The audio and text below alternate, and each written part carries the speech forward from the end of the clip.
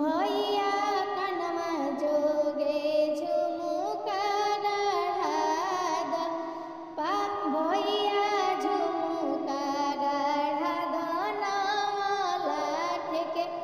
भैया झुमुका पहिरिला परले बहो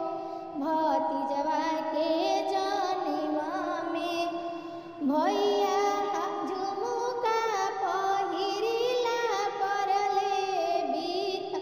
भतीजवा के जन्म में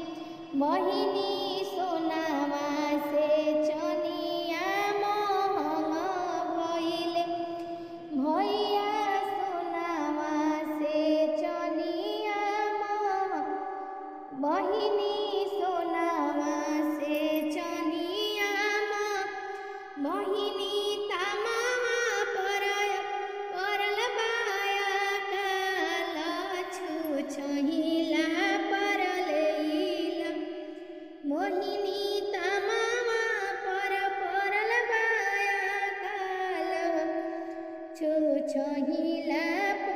भैया हमरा खातिर पीतल के सामान हो भैया